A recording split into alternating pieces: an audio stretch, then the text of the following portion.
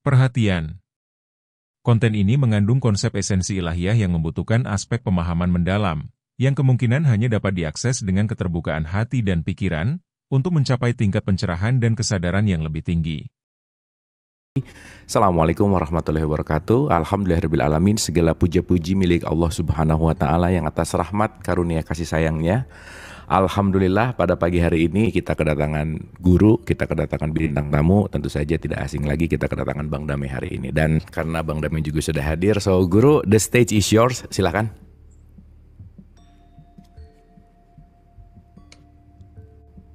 Terima kasih Kang Abu. Bismillahirrahmanirrahim. Dengan nama Allah yang Maha Pengasih dan Maha Penyayang. Assalamualaikum warahmatullahi wabarakatuh. Alhamdulillahi rabbil alamin. Wassalatu wassalamu ala rasulillahi ajmain. Ashhadu an la ilaha illallah wa ashhadu anna muhammadan abduhu wa rasuluh. Allahumma basolli ala hajal nabil karim wa ala alihi wa sahbihi ajmain amma ba'du. Sahabat-sahabat yang dirahmati Allah, marilah kita bersyukur pagi ini atas izin Allah. Kita bersama-sama suluk, belajar bersama, meditasi. Mudah-mudahan hikmah Allah terbuka pada saat ini. Siapapun yang hadir dimudahkan untuk merasakannya, mengalaminya. Saya juga dilancarkan berbagi hormat kita pada guru-guru yang hadir dalam kehidupan kita, khususnya Nabi besar Muhammad SAW. Hari ini saya ingin berbagi tentang satu perspektif yang sangat penting, Kang Abu ya. Sebetulnya sudah sering disampaikan, tapi kelihatannya hari ini perlu diulang. Jadi dimulai dengan satu pertanyaan yang sederhana, Kang Abu. Pertanyaan yang pasti terjadi pada kita semua dalam praktek self-inquiry ataupun ikro. Kalau saya mati, sebetulnya siapa aku saat itu? Ya gitu ya, kira-kira gitu. Ini langsung aja nih Kang Abu ya.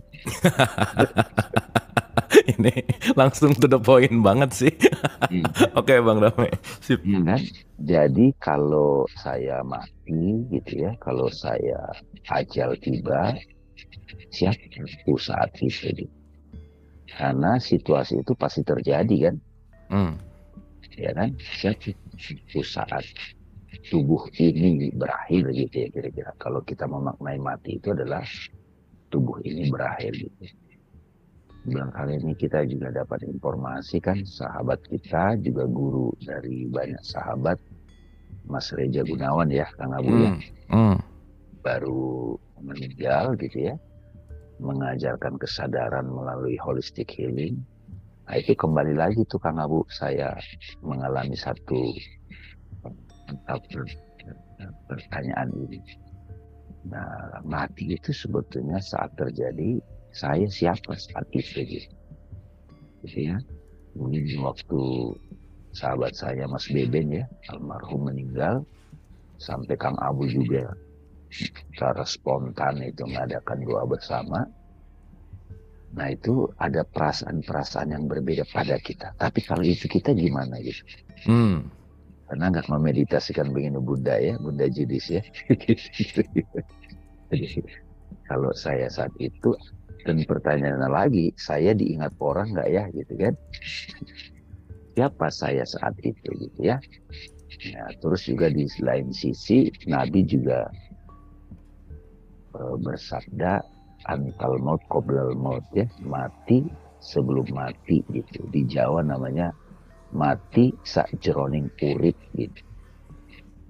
Jadi mati sakjeroning urip. Matilah kamu sebelum mati. Siapa saya saat itu? Apakah saya masih ada gitu? Mungkin kira-kira ya. Nah jadi, di situ membuat kita jadi betul-betul bertanya gitu kan, pasti berdatangan tuh. Nanti saya masuk neraka nggak ya gitu kan? Atau siksa kubur nggak ya gitu? Terus nanti malaikat Israfil datang nggak ya? Nah itu berdatangan kan. Nah biasanya kalau praktek self-inquiry seperti ini, saya pribadi Kang Abi itu akan berpegang pada dogma saya hormati, Tapi yang saya pegang adalah experience saat itu, pengalamannya gitu. Jadi yang saya percaya adalah experience-nya gitu. Kalau saat saya, nah itu kan biasanya kita tutup mata tuh. Kalau saya mati gimana? Nanti disiksa kubur. Muncullah bayangan cambuk gitu kan. Ada cambuk gitu. Ada setan datang. Aduh apa gitu. Kita digoda masuk lorong kecil gitu. Nah di sini sebetulnya kalau teman-teman sudah terbiasa mengenai apa itu realitas. Realitas itu kan mulai kita sadari. Ada realitas fisik yang kita sebut dengan dunia ini. Ya kan? Dunia, physical appearance. Dunia ini sebetulnya experience kan, yang menampakkan experience, ya kan? Jadi kalau kita teman-teman buka mata, lihat sekitar, ada lemari, ada apapun yang tampak di situ, ada suara kita dengar, ada yang kita sentuh, gitu ya. Lalu begitu kita tutup mata, maka semua yang tadinya kita anggap sebagai eksis bangunan fisik ini, itu menjadi appearance in mind, benar nggak, Kang Abu? Jadi tadinya dia appearance fisik, kita sebut world, dunia. Begitu kita tutup mata, close your eyes, maka appearance itu berpindah menjadi mind, ya, imajinasi, benar nggak, Kang? Ya kan? Jadi kita buka mata langsung, appearance fisik. Begitu kita tutup mata, maka muncul appearance in mind. Nah, saya suka bilang, apapun yang dapat di pikiran kita itu menjadi objek perhatian. Guru, mohon maaf, ini ya. Mic-nya sepertinya agak kena ini, jadi agak ada noise-nya, mungkin agak. Nah, gitu, sip, mantap, kayaknya itu udah oke. Oke. Ya, sip, oke, thank you, terima kasih. Sudah jelas ya? Sip. Oke. Nah, jadi teman-teman sekalian, kita sedang melakukan penelitian yang sangat langsung, yaitu saat saya mati, apa yang terjadi gitu ya. Jadi kita menyaksikan realitas fisik ini, physical appearance, kita kasih nama world, betul ya. Begitu kita tutup mata, maka appearance itu menjadi in mind, di pikiran. Ada gambar, ada pemaknaan, ada perasaan, ada imajinasi, apapun, gitu ya. Kita selidiki lagi. Terus kalau kita merasakan pegal-pegal, ya segala macam, itu menjadi sensing, benar nggak? Sensor ya kan? Pegal-pegal, sakit perut, sakit kepala, gitu ya. Masih ada noise ya? Mungkin ke gesek-gesek ke kerah atau ke ini kali ya si mic-nya. Ya kena kerah kayaknya. Nah gitu coba. Oke. Mantap. Oke, silakan. Itu ibu-ibu sekalian. Jadi yang kita saksikan itu sebagai objek perhatian adalah fisik, kita sebut world. Begitu kita menonaktifkan panca indera kita, maka experience itu in mind, betul ya? Nah setelah itu kita selidiki lagi, kalau kita merasakan pegal-pegal, sakit perut, kemudian juga kesemutan, itu juga bisa menjadi objek perhatian kita. Jadi objek perhatian kita ada fisik, dunia, terus objek perhatian kita itu bisa bentuknya perasaan, bisa pemikiran, bisa memori, ya kan? Bahkan kita bisa juga mengamati badan kita itu sebagai sensing kan? Ya. Kalau misalnya Kang Abu ketemu saya secara fisik, kita duduk berdua tatap-tatapan misalnya, sambil minum kopi, Kang Abu coba tutup mata Kang Abu, saya bilang, Kang Abu sekarang kalau melihat pardamen apa? Pasti terbayang image bodinya kan? Iya dong? Iya. Ya nggak teman-teman? Jadi Bang Damin itu yang mana gitu kan? Saya tanya Kang Abu, misalnya kita bertemu di Kang Abu, Bang Damin itu yang mana? Badannya atau kualitas kepribadiannya atau ilmunya, karakternya, atau apa yang saya rasakan dari sosok Bang Damin kan gitu. Ya kayak sekarang lah teman-teman ada 61 orang ketika disebut Bang Dame gitu. Bunda Judis, yang diingat apa gitu ya Bunda ya? Apa yang diingat? Kalau sekarang kan teman-teman menyaksikan damai itu sebagai appearance, sebagai image di laptop. Benar nggak? Di layar. Apakah damai yang di laptop itu yang nampak itu damai yang asli? Enggak dong. You know? Terus, tapi pada saat yang sama, Kang Abu menyadari ada damai yang di laptop gambarnya, ada juga damai yang appearance in your mind, sesuai kapasitas masing-masing. Itu kita sebut membayangkan atau remembering, benar nggak? Mengingat. Karena saya suka merenung juga tuh, ketika orang yang meninggal itu sudah tidak ada di depan kita secara fisik, yang kita ingat apanya? Benar nggak? Apanya yang saya ingat? Kalau saya ingat dia, berarti dia appearance hadir di pikiran saya. Benar nggak? Jadi ada objek yang saya perhatikan. Ada fisik, disebut persepsi.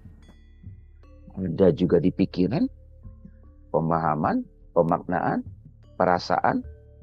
Namanya banyak, macam-macam tuh Bunda Judis. Ada cemburu, ada kesal, ada benci. Apapun namanya. Ada rasanya gitu.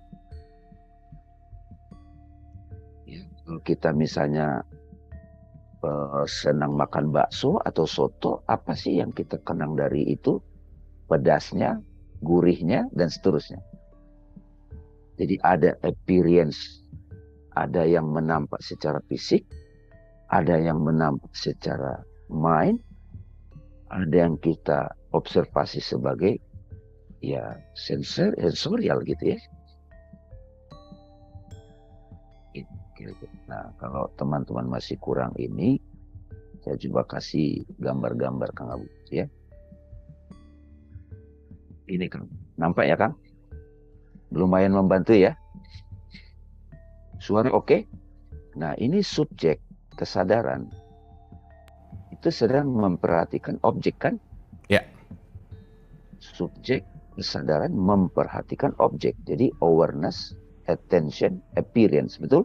Nah, objek atau yang nampak ini atau maujud bahasa Arabnya itu kan body, mind, and world. Ini agak orang kurang nggak mau merhatiin aja, padahal sebetulnya apapun yang kita sebut dengan objek itu semua appearance. Makanya disingkat BMW ya Guru ya. Iya, betul sekali gitu ya. Gitu ya. Nah, apa yang menyambung subjek dengan objek? Kalau sebelum-sebelumnya kan saya sebut experience kan. Sekarang saya dapat kata yang membantu juga, attention, perhatian. Nah, ketika kita melakukan penelitian, attention kita to the object kan? Ya. Objeknya itu body, mind, and world. Tapi yang suka orang lupa, Kang, objek ini berubah, ya Mbak? Berubah semua. Tapi yang suka orang lupa adalah attention to the subject. Ini yang sebetulnya yang suka teman-teman. Gitu. Jadi attention to awareness. Jadi ketika saya sebut I am, siapa aku? Yang dimaksud ini mana?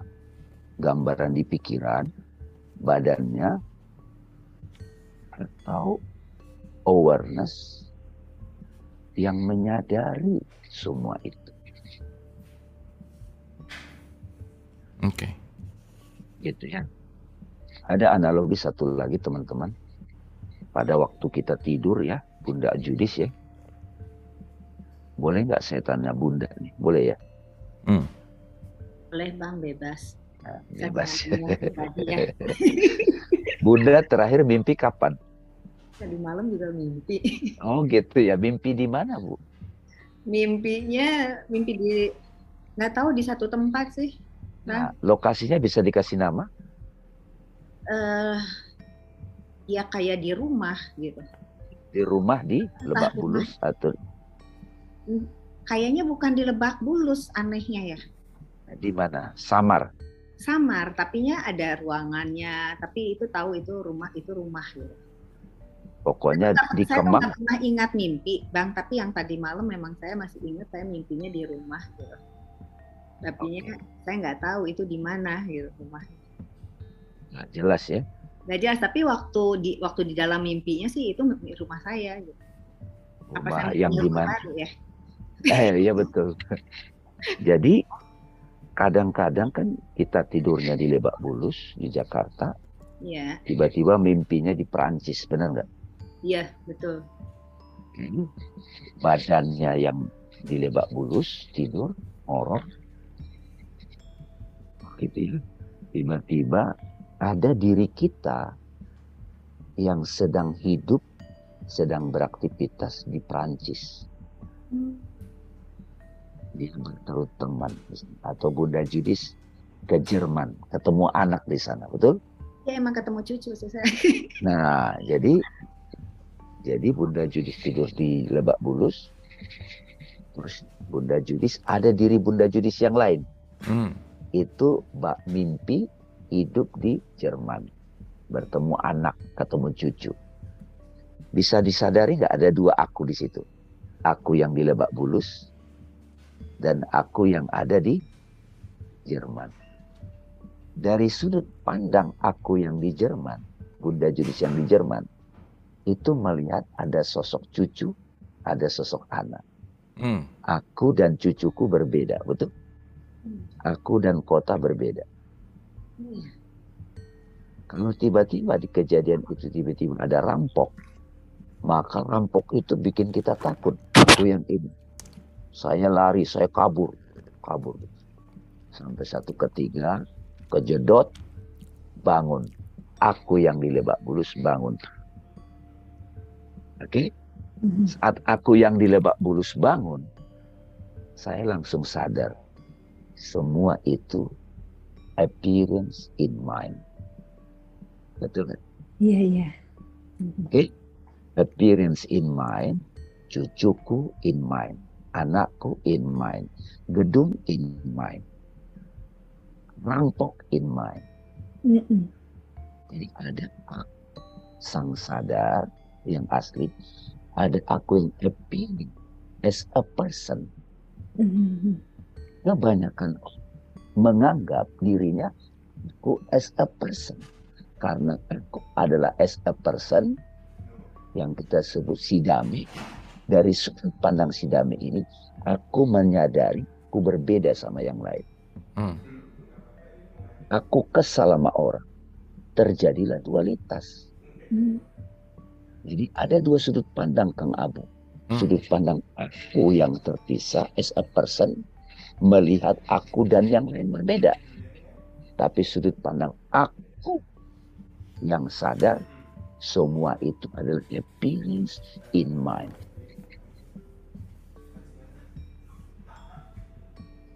Kalau aku si person yang dimimpi mati, yang tinggal apa? Aku yang asli. Benar gak? Dan kita setiap hari mengalami itu.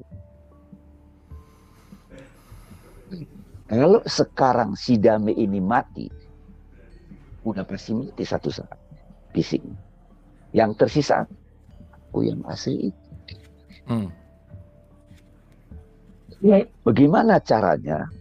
Sekarang saat saya juga tampil sebagai badan, tampil sebagai gambar di layar laptop, tampil sebagai sosok di Instagram, tampil sebagai personality di banyak pikiran, di banyak peran, sebagai ayah, sebagai suami, sebagai ustadz, sebagai teman. Tapi aku sadar yang hidup itu. Aku yang tunggal itu tidak pernah mengalami mati.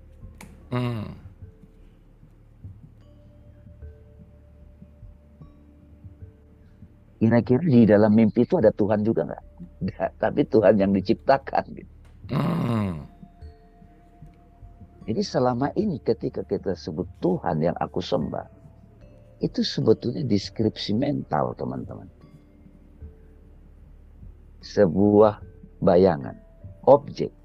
Saking susahnya banyak orang paham ini, Bunda, Maka dalam tradisi agama, objek penyembahan itu harus difisikkan. Jadinya apa, Kang? Jadi Ka'bah. Iya. Perlu Jadi visual batu. ya. Perlu visual batu. Ini coba bayangin teman-teman. Jutaan bahkan miliaran sejak dahulu kita pakai angka-angka begitu. Itu berduyun-duyun datang ke sebuah tempat namanya Ka'bah untuk, ya karena diberikan cerita itu rumah Tuhan. Dan itu dalam tradisi. Apakah saya menyembah batunya atau sebuah makna yang appearance in my mind?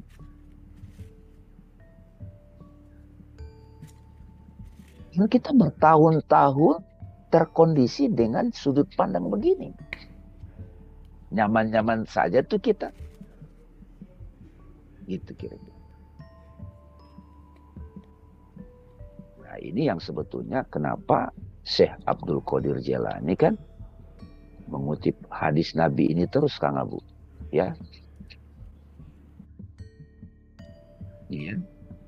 Semua manusia tertidur di dunia ini, saat dia mati barulah dia terbangun. Iya kan? Kita ini semua manusia tidur di dunia ini. Tidur at the same time bermimpi. Nah, Ibn Arabi, ketahuilah saudara-saudara sekalian kira-kira bahwa diri kalian itu adalah khayalan, imajinasi, image. Semua yang kalian persepsi dan katakan pada diri sendiri, ini bukanlah diriku, berarti kan pohon itu bukan diriku, bantal itu bukan diriku, mobil itu bukan diriku, juga imajinasi, image. Bahkan keseluruhan alam eksistensi ini adalah imajinasi di dalam imajinasi. Ya. Jadi apa yang ada di sekitar kita selama ini itu sebetulnya bukan realitas, tetapi maujud yang menampung. Nanti kalau kita sudah mulai terbiasa dengan kacamatanya Google atau Metaverse, Kang Abu. Jadi semua orang nanti kalau kita belajar 71 orang, itu nggak pakai laptop lagi, Kang. Pakai kacamata. Ayo kita kajian yuk. Oke, ya dah. Di mana kita mau backgroundnya di mana, mau propertiesnya di mana? Oh kita ke Bali ya. Semua kita ada di Bali gitu kira-kira. Hanya pakai kacamata. Dan apa yang menampak sebagai avatar sesan itu yang disebut body saya, it's not real, it's appearance. Bukankah nanti cucunya Bunda Judis akan hidup di sebuah dunia seperti itu? Sekarang masih layar datar.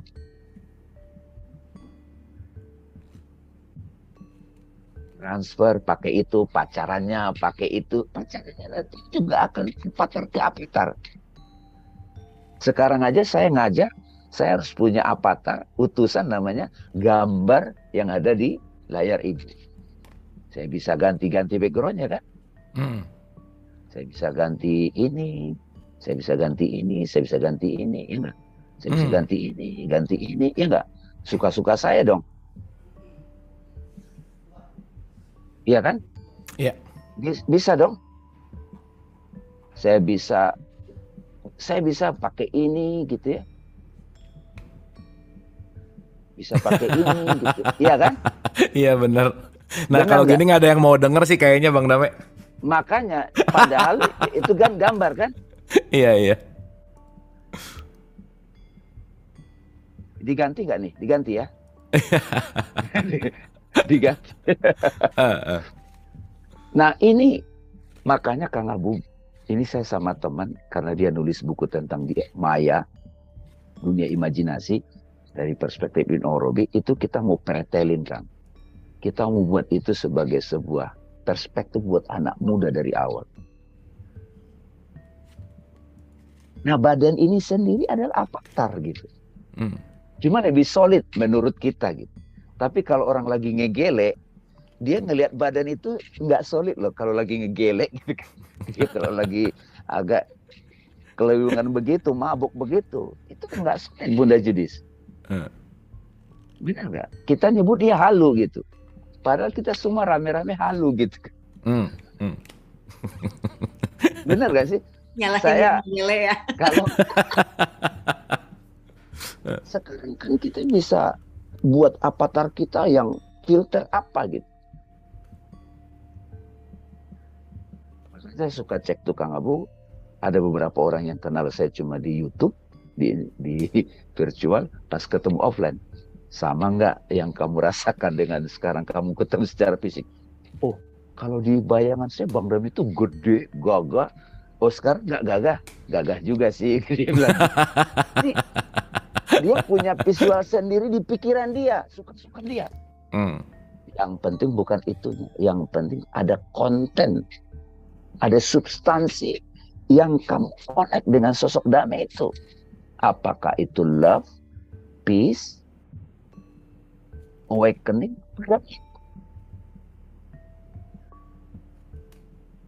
Jadi kalau kita kecewa sama seorang guru atau seorang syekh yang kita kami, itu kita kecewa karena kita punya ekspektasi di pikiran kita. Ya salah sendiri.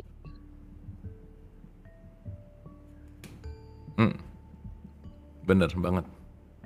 Makanya banyak kalau nonton Sosial Dilema, ya, Sosial Dilema di Netflix, itu banyak anak-anak yang sudah tampil di layar virtual itu begitu terkenal dia di situ. Di kenyataan fisiknya dia nggak begitu. Dia ingin bunuh diri. Karena badan dia yang, postur dia yang di avatar itu lebih sempurna. Versi pikiran dia.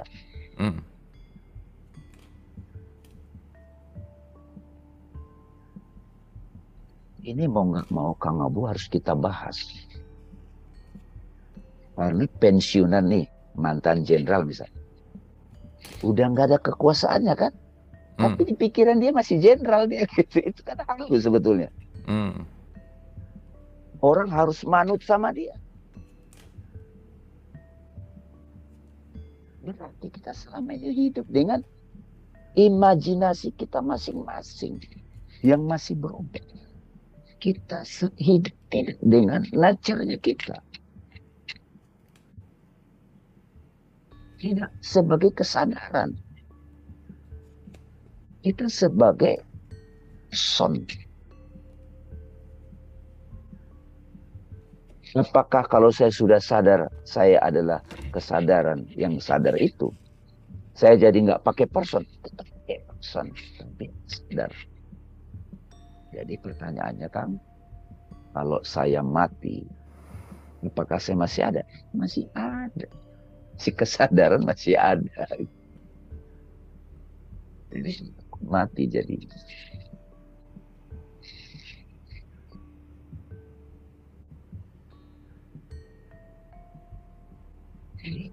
Asyhadu an la ilaha illallah itu apa?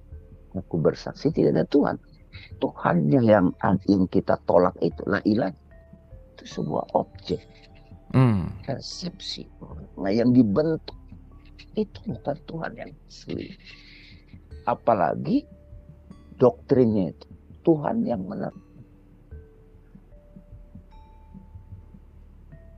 Yuk bangun kan gitu kira-kira gitu. Saya sering ngomong ini Kang di beberapa tuh. Aduh berat banget. Yaudah biarin bagian Kang Abu nanti yang mengurainya gitu. Jadi lebih mudah. Tapi saya sendiri sudah tidak mau lagi kalau. Makanya ini bisa kok. Karena mereka terbiasa dengan dunia virtual. Who are you? Saya tanya sama dia. Kamu yang mana? Yang di Instagram? Yang ini? Memorimu, yang mana kamu saya? Kalau kamu lagi patah hati, yang patah hati itu siapa? You? Itu hanya perasaan. Itu nak. Kamu bukan yang galau. Ya ini diterangin lagi 7 derajat jiwa kan supaya dia mudeng gitu kan. Tapi sekarang kita mau langsung. Jadi yang tadi awareness, appearance. Awareness, udah sadarness. Appearance itu tinggi. World, mind, and body. Yang mengumpulkan attention.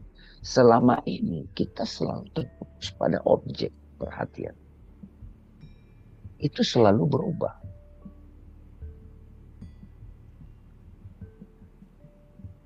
Ada orang objek perhatiannya apa?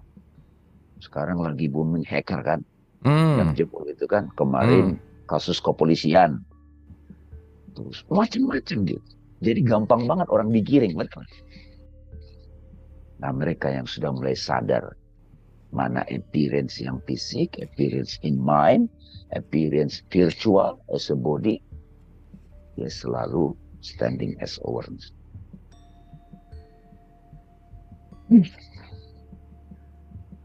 Jadi kalau saya coba tarik ke tradisi Buddha Judis, kita wudhu nih kan, wudhu. Ini kan kita niatkan kan, pikiran kita ribut nih. Dengan praktek wudhu itu di imajinasi kita, saya pure. Iya dong, ada rasanya tuh. Gimana sih rasanya pure? Nah, cari tahu tuh yang murni itu. Gunanya praktek wudhu agar kita kembali kepada wudhu. Apa? Pure. Murni. Lakunya wudhu itu mudah. Oke. Setelah itu saya pakaian yang rapi. Saya gelar sajadah. Saya angkat. Bir. Surrender. Surrender kan? Surrender. Atau katanya apa? Allahu Akbar. Ketika saya mengatakan dari mulut saya Allah Akbar, apa yang terbayang di pikiran saya? Apa yang saya rasakan? Apa yang terimajinasi? Ribuan kali kita melakukan ini. Selidiki. Kalau saya ditanya sekarang, waktu saya begini, saya nutup mata. Saya kembali kepada state of soul saya, pasrah Buddha. Buddha Judis. Itu enak banget. Apa dulu Kang? Allah. Saat saya katakan Allahu Akbar, saat itu juga saya nothing. Saya kosong. Saya bukan apa-apa. Di ruang kesadaran saya yang ada yang maha besar.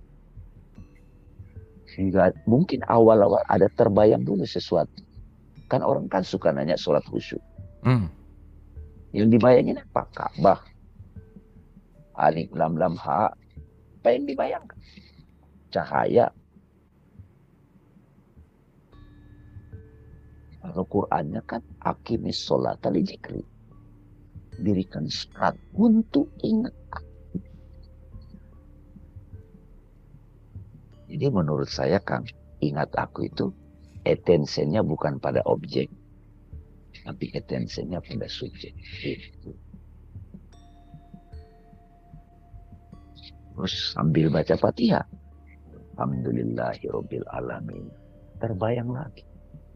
Bismillahirrahmanirrahim. Terbayang lagi kasih sayang yang hadir dalam kehidupan yang rahman dan rahim.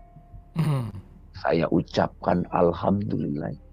Terbayang segala kejadian yang terjadi pada hidupku yang tadinya aku anggap baik buruk, ternyata itu dalam pengaturan Rabbul Alamin sempurna.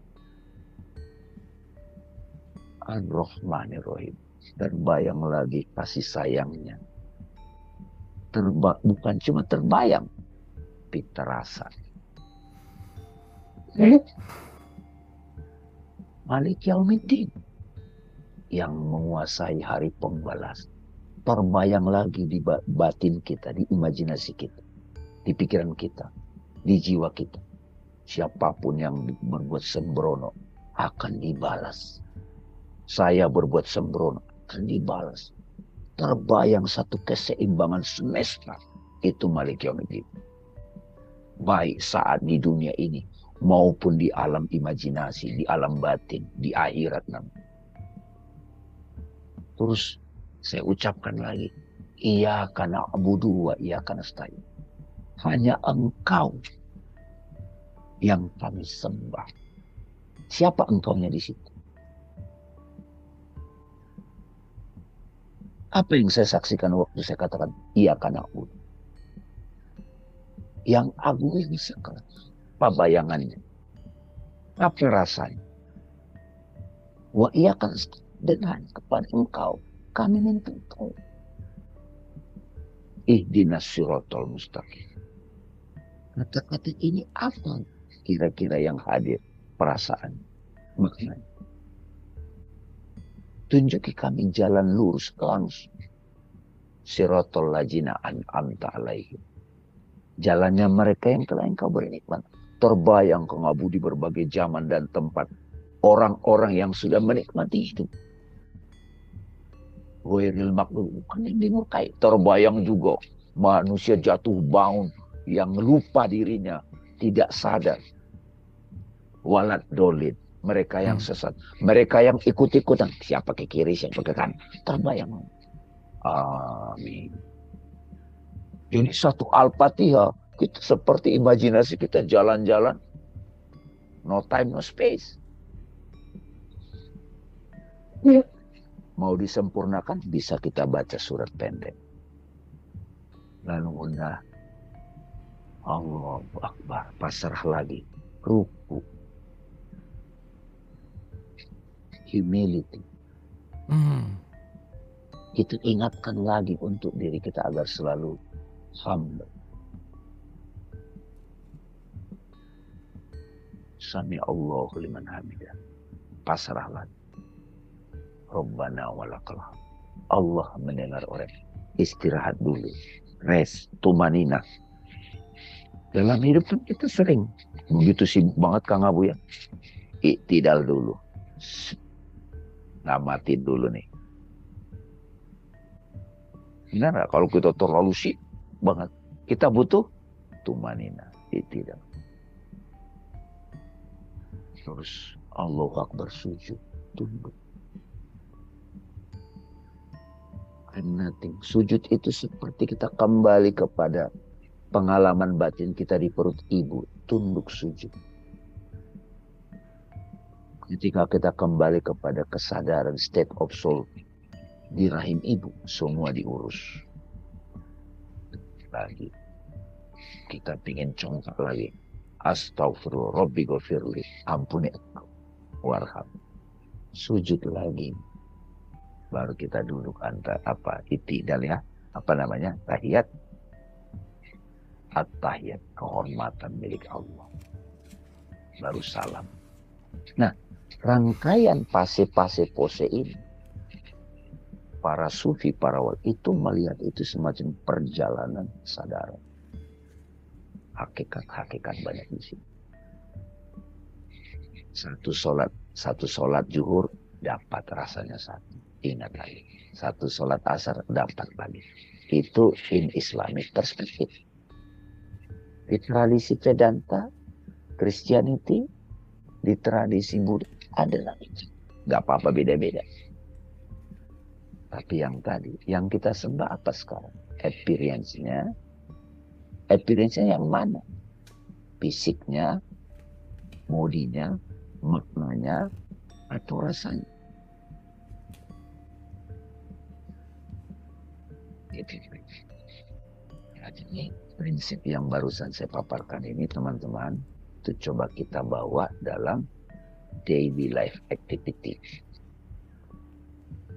Saya juga begitu Bunda, makanya begitu saya telusuri tradisi agama-agama besar, khususnya Islam. Oh ini toh maksudnya puasa. Oh ini toh maksudnya tawaf. Oh ini toh maksudnya Hajarul Aswad. Oh ini toh maksudnya waktu ini Hijri Ismail.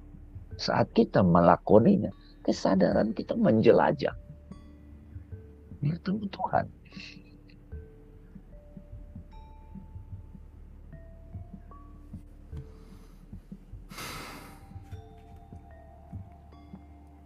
Jadi objek ini sangat menarik perhatian kita.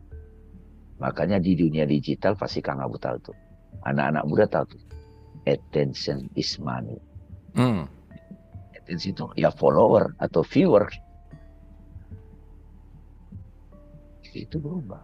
Nah sekarang yang hari ini saya berikan teman-teman, jangan hanya attentionnya pada objek, mulai objek attentionnya itu perhatiannya pada yang memperhatikan. Kalau ada objek perhatian kita misalnya pada objek appearance, pastikan itu keindahan nama-nama Tuhan, kehadiran nama-nama Tuhan. Jadi kalau Bunda Judis misalnya ketemu sosok Kang Abu, sosok Daming, saya tidak hanya melihat rambutnya, wajah fisik, tapi juga I see the name in you. I love you so much because I love divine name. I love divine name. Aku mencintai kesadaran ilahi in you. Jika saya gendong bayi, saya lihat bayi itu kan masih pure kan? Tapi sebaliknya, kalau saya kesal sama orang, saya kesal sama siapa? Bukan sama dia. Sama dia yang masih nempel di pikiran saya, yang masih menjadi penghalang. Ini harus saya amati sampai dia disappear, hilang. Mungkin Kang Abu kalau sudah tanya jawab makin lebih ini. Yang penting kan pada waktu nanti ada sharing teman-teman tanya jawab, kita makin bisa praktek masing-masing. Apakah kita butuh guru? Butuh, menemani kita sadar. Tapi kalau pelan-pelan kita sudah bisa menyelidiki sendiri, sudah bisa ikra sendiri, kita dengan guru jadi sahabat.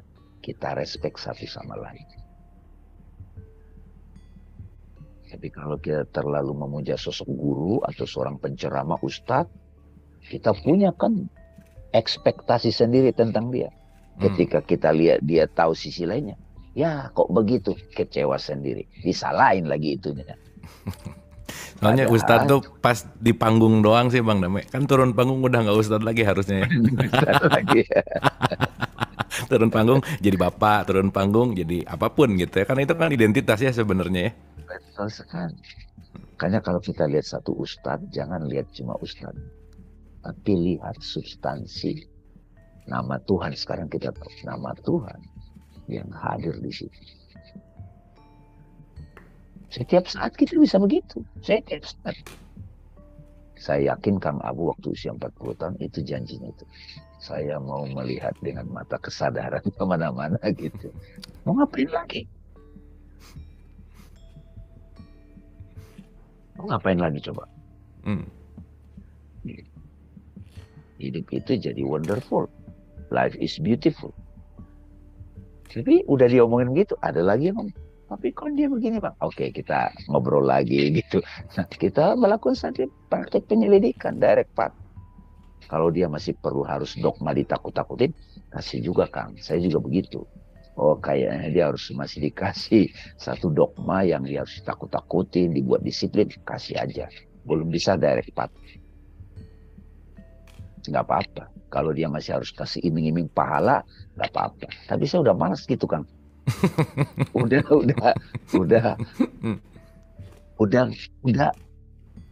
kayak diketan gitu.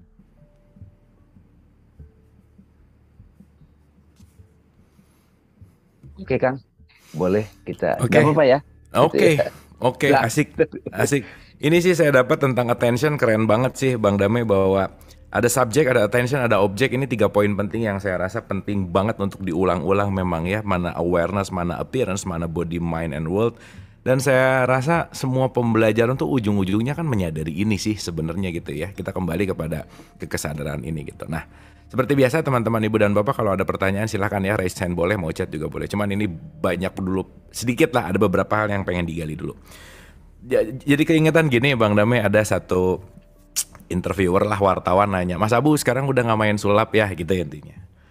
Nah, terus kembali ke identitas, mindset tuh gini, ya kan kalau saya sulap cuma ada di panggung gitu ya, masa saya di kasir Alfamart atau itu sulap ngeluarin uang, kan jadi gak asik gitu ya, dia jadi ngerasa ketipu dong gitu ya, kira-kira dalam tanda petik gitu. Sehingga si mindset identitas ini kayak kalau udah pesulap jadi pesulap 24 jam, Ustadz 24 jam, dan lupa bahwa identity itu juga kan sangat dinamis gitu intinya. Itu sih poin pentingnya. Nah, kaitannya sama appearance tadi kan juga ya balik lagi ya, kita semua datang ke sini kan pakai persona gitu ya. Kan di atas panggung pasti dong pengen pakai baju yang terbaik, ke undangan pasti dong pakai baju yang terbaik. Ya nggak mungkin pakai batik pas tidur juga buat apa juga gitulah kira-kira. Maka ada identitas, ada personalitas yang penting untuk kita sadar. Nah pertanyaannya Bang Damai, gimana sih kita menjaga jarak dengan identitas dan personalitas kaitannya sama keep menjadi subjek gitu, karena saya rasa ini kan daily basis ya, latihan di hari-hari gitu, bahwa oh ya ini appearance nih, oh ini identitas nih, oh ini personalitas nih, yang kadang bias gitu semuanya gitu, karena nggak ada yang 24 jam happy, 24 jam sedih gitu, saya rasa nggak ada gitu, 24 jam jadi ustaz gitu, 24 jam jadi pesulap gitu, saya rasa ya semuanya temporary dalam konteks yang namanya dinamis. Gimana Guru, silakan. Itu makasih Kang Abu, ini pertanyaan bagus sekali, bagus banget. Awal kalau dia belum sadar jati diri, kita harus urutkan untuk membantu dia menyadari, ya kita sebut di sini appearance. Teman-teman mau suka kata appearance, bahasa Indonesianya yang nampak, atau bahasa, saya dulu suka pakai bahasa Arab itu maujud. Dulu saya berpikir Kang Abu, bangunan fisik ini real, ya lama kan kita panggil real, badan ini real. Begitu belajar filosofi serius, kalau saya tidur, nah ini lagi perhatian nih, perhatian saya tidak pada fisik lagi.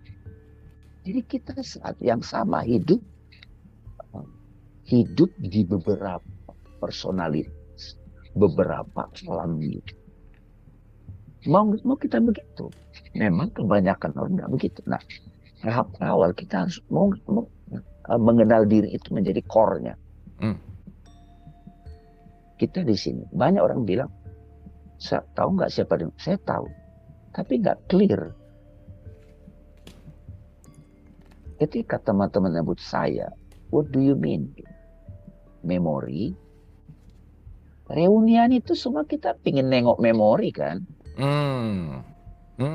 Kita ingin asik-asikan dengan appearance waktu SMA. Padahal badannya sudah tapi ditengok aja ya, nggak usah lama-lama ya Bang Damai. Betul. Nah kalau sekarang nih, ini asik banget.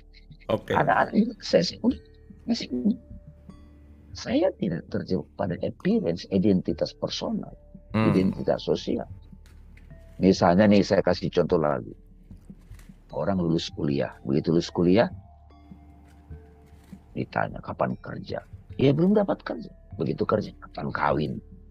Jadi kayak ada big others gitu. Saya sosok monster gede kayak mendikte jiwa kita. Seperti kita nggak berdaya. Gitu ya kira-kira. Nah, balik lagi, gimana supaya kita menjaganya senantiasa bila perlu sampai intens.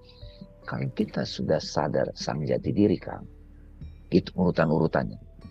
Maka kita harus mulai bisa selalu tidak hanya memperhatikan objek appearance, tapi sudah mulai ke subjek. Kalau yoga nih, kalau teman-teman suka yoga, itu latihan simple. Postur yang santai, tutup mata, amati sensasi kan. Mani badan, rasakan ini, rasakan itu kan attention kan, rasakan ini kan. Baru mulai lebih halus lagi teman-teman, attention to breathing. Napas masih objek perhatian. Napas masih jadi objek perhatian. Pelan-pelan hari ini attentionnya bukan pada objek, yaitu napas, tapi subjek yang memperhatikan. Saat kita kembali, returning, back away gitu, balik kepada sang subjek, tiba-tiba kita silent, diam, at the same time peace. Nah tadi saya udah kasih tahu gimana latihannya, karena kita kebanyakan muslim yang bawa dalam praktek sholat. Ada juga beberapa metode kan, misalnya ada wirid tertentu, astagfirullahaladzim, la ilaha illallah, itu dimaknai betul. Misalnya nih Kang Abu, tulis Kang Abu, kan Kang Abu ini kan tulis Kang Abu ada peace di situ di kertas peace. Tunjukin ke mereka. Coba lihat ini. Dia lihat kata-kata kan? Oke, lihat ya warnanya peace. Tutup, robek. Sekarang peace-nya itu ingat di imajinasimu. Peace-nya. Ya dong, kertasnya udah dirobek nih. Dia ingat nih. Masih objek nih, objek. Dia ingat nih peace. Sekarang pelan ingat makna dari kata-kata itu. Nanya, kenali maknanya. Iya dong? Setelah itu rasakan maknanya.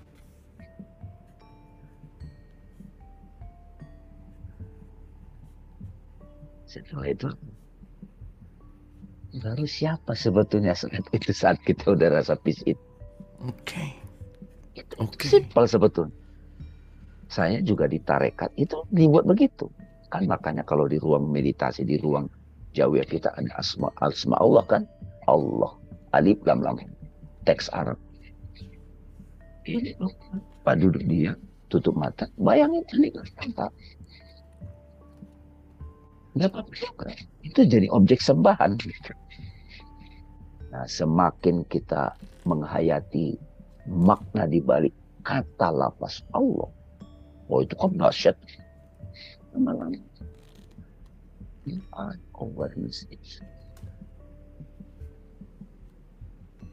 Nah, ini kan butuh latihan. Yes. Gitu. Tapi kata apa sih? Dia nyebut kata itu langsung.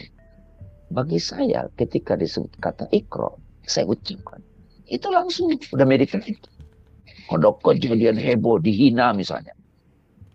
Dami ikro. Ikro. Itu sudah langsung. Karena perjalanan panjang menghatamkan satu kata ikro.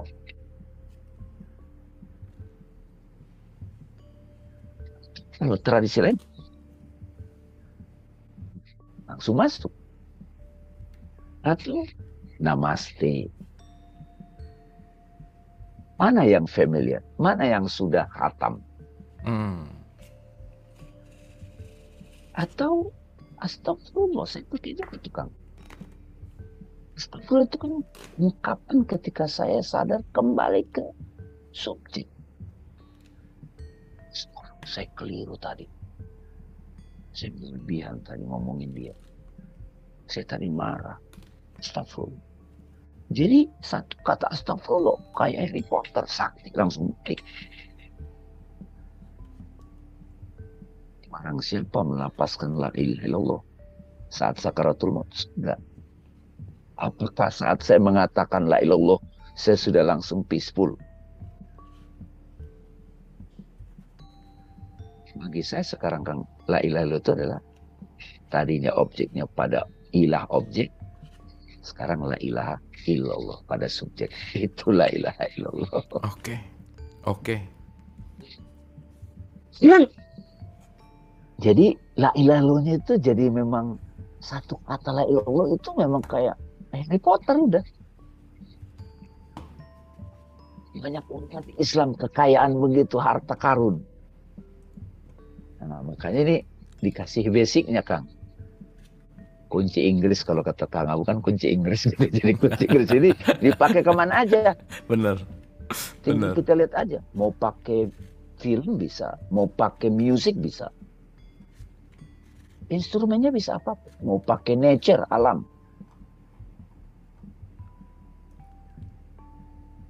Yang penting it works.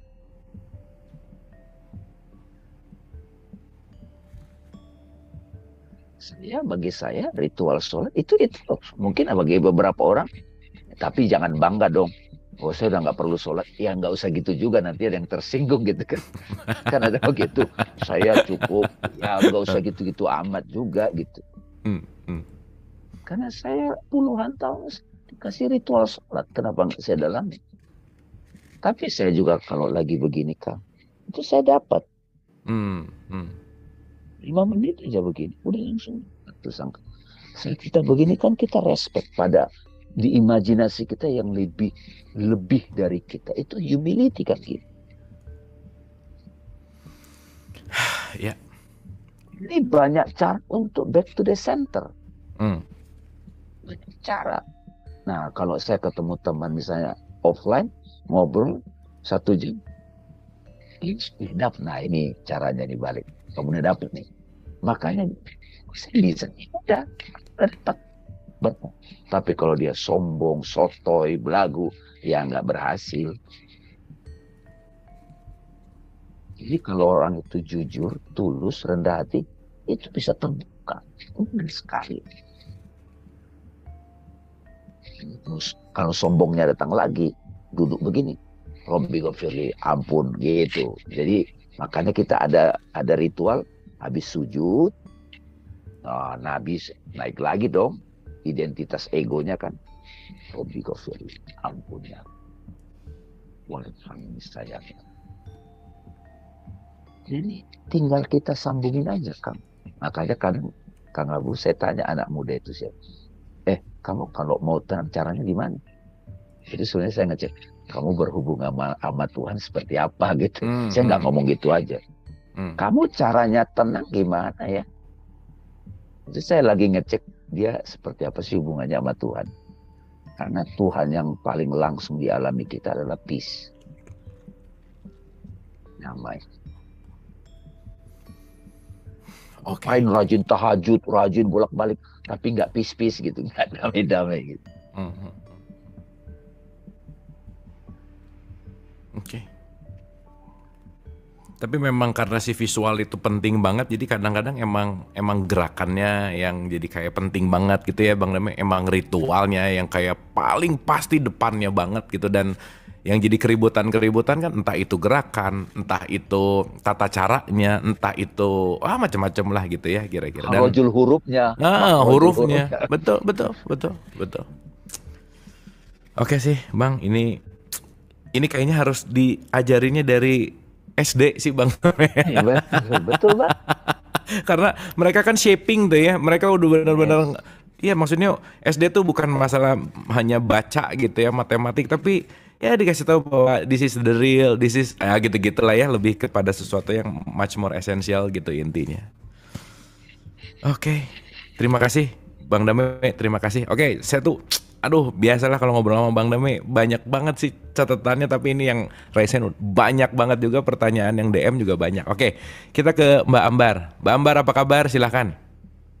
Iya, Assalamualaikum. Alhamdulillah baik Kang Abu. Baik, oke, silakan. Ini jadi tuh minggu lalu tuh aku ada pertanyaan sebelum tidur. Terus tiba-tiba malamnya tuh mimpi ketemu Kang Abu sama Bang Dame. Aku nanyain pertanyaannya tapi karena mimpi kali jadi nggak ingat jawabannya. Jadi aku tanyain di sini deh. Jadi ini sih aku kan sebelum tidur tuh suka kayak mengurai kayak aku kurang apa ya, kenapa masih suka marah, masih suka emosi gini gitu.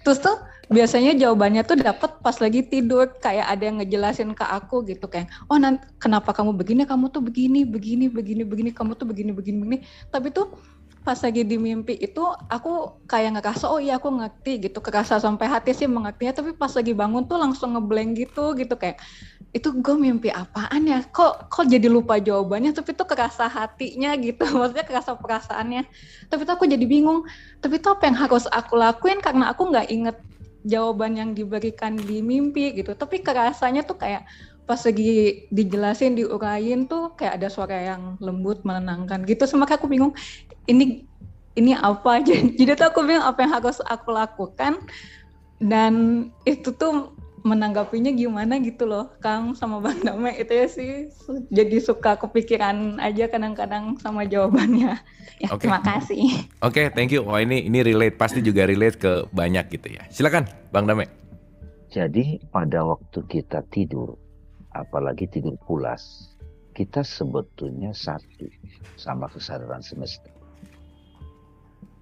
Kan kalau ditanya selama ini, kalau ditanya tidur itu sadar nggak, tidur pulas, orang bilang nggak sadar. Saya bilang, saya sampai punya bukunya itu berkali-kali saya bilang, Arvind Sharma Jurul, Deep Sleep Consciousness. Jadi tidur pulas itu sadar. Sadarnya bagaimana? Kan kalau ditanya Mbak Ambar, Mbak tadi malam tidurnya gimana? Mimpi misalnya. Tanya lagi, hari berikutnya. Tadi malam gimana? Pulas. Kok tahu? Siapa yang menyaksikan itu? Jadi tidur pulas itu sadar tapi absence of things. Nggak ada aktivitas, nggak ada appearance kan. Kalau nggak ada appearance, ya itulah sebetulnya momen istirahat kita. Makanya sadar. Saat kita seperti itu tiba-tiba mimpi, ketemunya Kang Abu sama Bang Dame di situ. Kenapa Kang Abu sama Bang Dame? Karena di memorinya Mbak Ambar, sosok itu menjadi anchor untuk makna tertentu. Nah, begitu bangun, saat di mimpi itu memang sudah terjawab. Nah, begitu bangun pagi, Mbak Ambar balik lagi kepada person. Saya sarankan kalau lagi begitu, duduk diam dulu, bersyukur, napas sadar. Nah, saya biasanya Mbak Ambar, kalau ada begitu, di sebelah saya itu ada buku catatan. Saya catat itu. Itu powerful banget. Dia datangnya glimpses. Nah, sekarang udah rekaman. Saya rekam tuh. Tapi duduk ini dulu. Kembali dulu kan. Nyawanya ditarik dulu kalau kata orang kan. Habis itu, ada tulis saja. Apa yang dia dikte, tulis saja. Ya, lama-lama nanti kita terbiasa. Bahkan saat kita aktivitas, kita bisa tahu tuh ini lagi datang nih jawaban. Nah, orang suka nyebut intuisi kan, ilham atau inspirasi. Kalau Nabi Muhammad itu disebut wahyu. Jadi kita semua sering mengalami itu. Tapi karena kita terlalu sering menjadi robot avatar, kita lupa jati diri kita. Ya, telat nih ke kantor. Gimana ya? Udah banyak nih chattingan nih. Langsung begitu. Blur lagi nih. Standing as awareness. Slow motion. Kita kemana? Itu Mbak Ambar ya. Jadi, nah, memang nanti satu saat kita akan mulai mahir kalau ada sosok dalam mimpi kita. Itu kan sebetulnya imajinasi di aku kan. Jadi bukan saya sama Kang Abu kok apa janjian datang ke imajinasi Mbak Ambar, bukan begitu. Tapi kalau ketemu ada dukun tertentu, oh saya lagi datang, saya lagi kirim energi, itu bisa juga sih dikibul-kibulin. Nggak apa-apa juga sih ya. Nggak apa-apa juga. Banyak yang suka soalnya begitu. Jangan Bang, nanti ketahuan pesulap merah. Oke, Dia Mbak Ambar ya. Apa yang saya harus lakukan, udah tahu tadi ya. Jadi teman-teman semua yang ada di sini itu bagus banget. Begitu bangun pagi, ya, kalau teman-teman sudah punya guru, biasanya ada doa-doa tertentu tuh sambil napas. Iya. Itu bagus. Nah, anak-anak Arif sama Silia itu anak saya itu, saya dari kecil udah diomongin tuh bangun pagi tuh. Setiap bangun pagi aku selalu tersenyum. Ada 24 jam yang baru hadir di hadapanku. Nah kayak gitu-gitu tuh. Kayak semacam afirmasi. Kalau langsung bahasa Arabnya kan mereka nggak ngerti. Nah belakangan bisa pakai bahasa Arab. Bismillahirrahmanirrahim. Jadi aku memulai hariku dengan bismillah. Alhamdulillahirrahmanirrahim. Apalagi kalimat sakti itu sudah kita dapat penyaksian imajinalnya. Rasanya. Setiap kita nyebut kata itu, hadir semestanya. Yes. Makanya bismillahnya seorang Arif billah, itu kunnya Tuhan.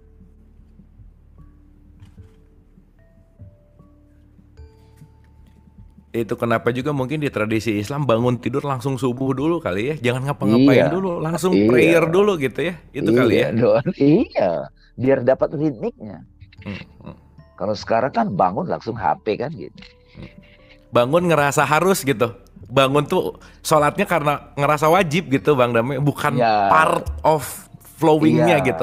Betul. Jadi betul. ada keterpisahan antara diri dan ibadah gitu. Sebenarnya kalau ini terus-terusan kita ulang-ulang nih, kesadaran, pemaknaan, itu lama-lama saya perhatikan itu kan berubah. Misalnya udah kajian begini ya, diskusi begini, sudah meditatif teman-teman. Di levelnya ya. Saya tanya, gimana setelah ikut kajian? Aduh, saya sekarang kalau ngeliat berita-berita itu santai aja saya katanya. Kalau dulu, wah, rahasia negara di hacker, di ini. Wah, saya panik sendiri gitu. Padahal dia nggak punya jabatan apa-apa, pusing sendiri. Kan itu halusinasi kan. Sekarang udah belajar, saya suka tuh standing as awareness katanya. Itu asik gitu loh. Ini nggak baju diisi ya. Standing as awareness. Nah, kalau di Al-Qur'annya kan bertakwalah, waspodo. Itu standing as awareness. Membuat masing-masing individu itu mandiri secara soul. Ini kayak eranya ini, jangan lagi dikibul-kibulin orang. Orang itu ready mandiri, kasih. Oh dia salah, nanti kan self inquiry lagi, pasti ngecek. Kalau dia belagu sok tahu, pasti diuji kan, pasti diuji. Oh saya sudah oke, langsung diuji tuh, nah udah, dia rendah hati lagi. Kan itu begitu. Ini setengah besarnya. Iya bang, bener, mantap. Mandiri itu kalimat penting.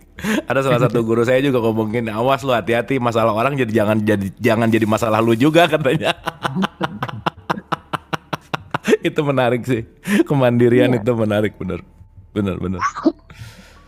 Oke. Saya biasanya kan kalau orang itu bertanya kayak Mbak Ambar tadi, tulus bertanya. Itu kalau tulus, itu Tuhan juga jawab. Dan langsung, makanya saya suka tanya tuh, teman-teman, tahu kan setelah ketemu ini apa yang mau dilakukan, apa perspektif yang dipakai, nah lama-lama kokoh gitu, jadi makom, dari hal jadi makom, baru jadi tauhid. Oke. Keren, Bang Dame, mantap. Mandiri sih itu kalimat asik banget sih. Mantap. Mandiri secara soul ya. Ya, mandiri secara soul. Terima kasih. Jadi jangan takut kalau dia mandiri, dia kok dia nyalip saya, biarin aja dia nyalip gitu. Emang mau kemana sih? Kan ada orang takut tuh, kalau saya berikan dia mandiri nanti dia nyalip saya. Berarti nggak pede dia ini. Yang nggak pede tuh biasanya ngajak-ngajak gitu Bang Dame.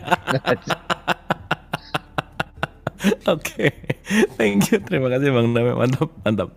Makasih Mbak Ambar, pertanyaannya asik. Oke, Bun silakan di unmute dulu. Ya sip. Terima kasih Bang Dame. Gini loh Bang Dame, tadi tuh sebenarnya pertanyaan saya tuh sudah dipertanyakan sama Kang Abu yang hidup untuk bagaimana memegang kesadaran dalam proses keseharian. Tapi itu terima kasih sudah clear. Dan tadi juga Mbak Ambar juga tadi menyampaikan bahwa soal mimpi gitu, itu saya jadi akhirnya mau sharing experience, tapi saya juga mohon diluruskan nih Bang ya. Jadi tadi dari mimpi saya yang itu tuh memang saya mendapatkan sesuatu banget, dan itu poinnya ada sekali yang saya ingat itu nasihatnya, yaitu saya masih kena trap dalam fisik gitu loh Bang. Jadi saya ada di trap di fisik saya. Begitu saya menganalisa ke dalam diri saya, kenapa itu bisa terjadi? Memang saya pas pikir-pikir, memang sebelumnya saya udah belajar Bang, yang saya pernah ceritakan juga sama Bang Dame. Saya dulu ada di pelatihan seperti self motivation seperti itu gitu kan. Itu mendapatkan jati diri juga untuk mendapatkan jati diri. Tapi ternyata jati diri itu masih personal branding ya Bang ya, itu masih personality ya Bang ya, itu bedanya. Jadi waktu itu saya merasakan bahwa diri saya itu person ini gitu Mas, karena saya belajarnya kalau dalam psikologi kan itu personality ya Bang ya gitu. Kita mendidik personality, itu sangat berbeda dengan self inquiry ini gitu. Nah saya lama Bang terjebak dalam personality ini gitu. Jadi saya masih ada hasrat untuk membenarkan orang, itu masih besar waktu itu, terutama yang saya alami untuk keluarga lah pada anak-anak gitu kan.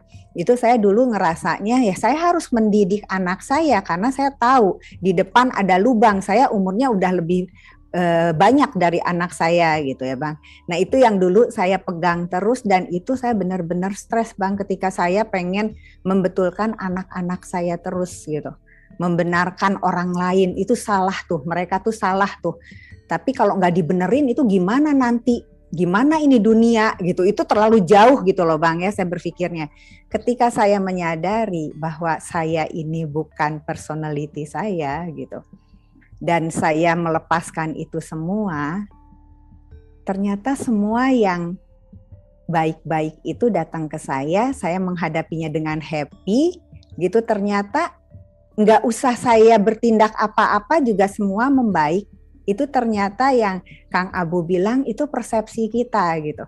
Di situ saya baru memahami gitu.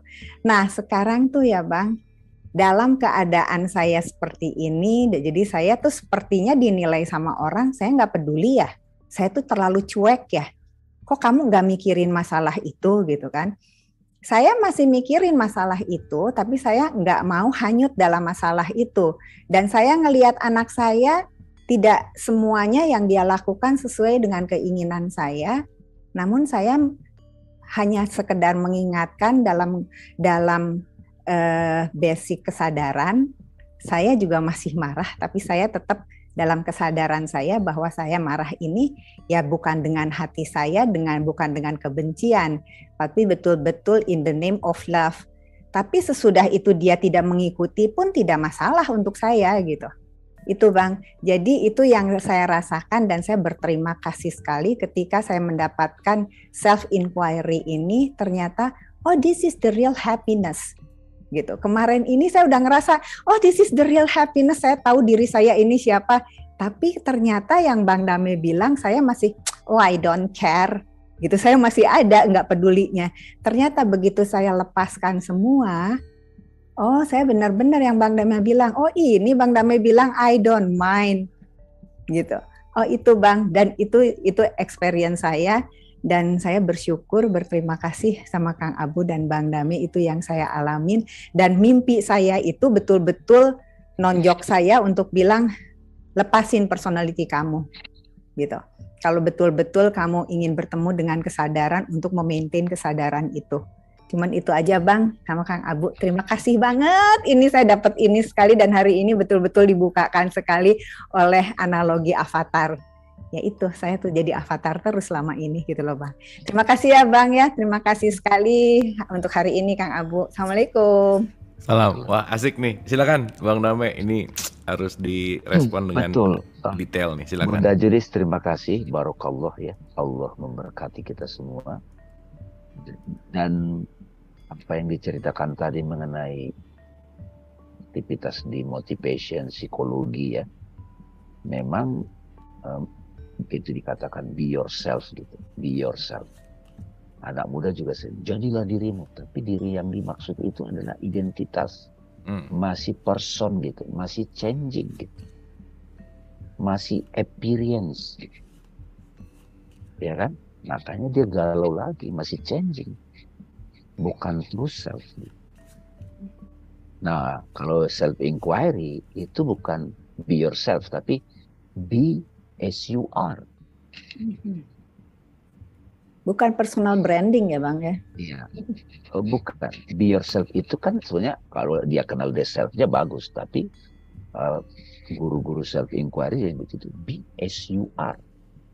Jadilah apa adanya dirimu. Bukan apa adanya pakai daster, bukan yang begitu, bukan. Apa adanya nature-nya kita. Di Islam sebetulnya ada terminologi yang bagus, fitrah. Kalau di Sangsekerta ada sahaja. Jadi bersahaja bukan kere. Bersahaja itu natural gitu. Setelah udah sadar itu, cirinya yang paling akrab itu peace. Nah, itu damai. Nah, pembahasan kita hari ini membantu kita melihat detail-detailnya yang kita sebut sebagai persona atau diri yang appearance, menampil. Dia bentuknya sebagai wool, identitas sosial, sebagai badan, sebagai mind gitu. Nah, orang akan ditarik-tarik kepada perhatian kepada objek appearance ini.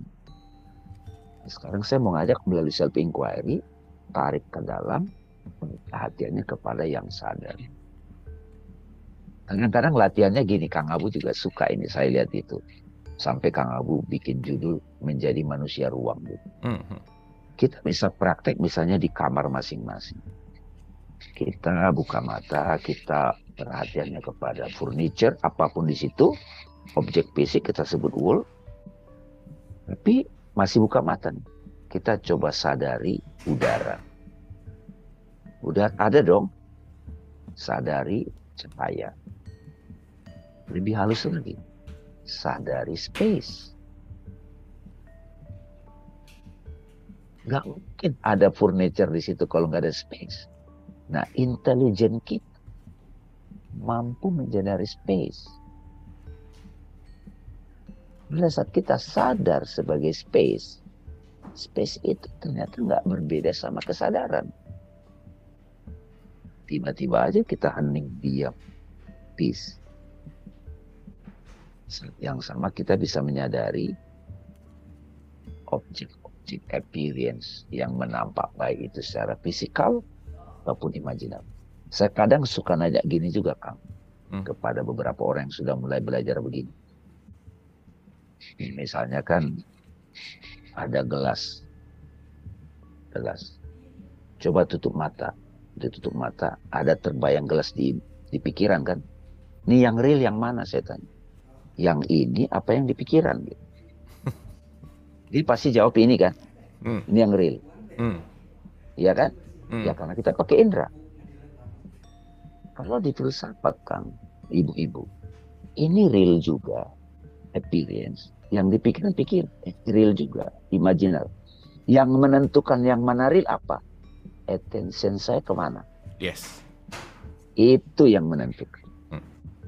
Bisa aja orang lagi putus pacar, patah hati, kan masih terbayang tuh. Kita putus, masih kedengaran kenceng. Lagi dugem gitu, ada musik, tapi ada musik. Tapi perhatian dia, attention dia masih kepada pacarnya yang mutusin dia. Mana yang lebih real bagi dia? Dia dengar suara loh. Itu yang mungkin Kang Abu bisa nambahin prinsip tentang hipnotis. Sekarang kalau self inquiry, objek itu sebetulnya real karena kesadaran memberi perhatian. Jadi yang menentukan realitas apa? Kesadaran. Kesadaran siapa? Ya kita suka kasih nama Tuhan. Kalau begitu kita sebut kata Tuhan, dia jadi objek definisi lagi. Makanya para guru suka nyebut itu wujud, the truth, al-haq,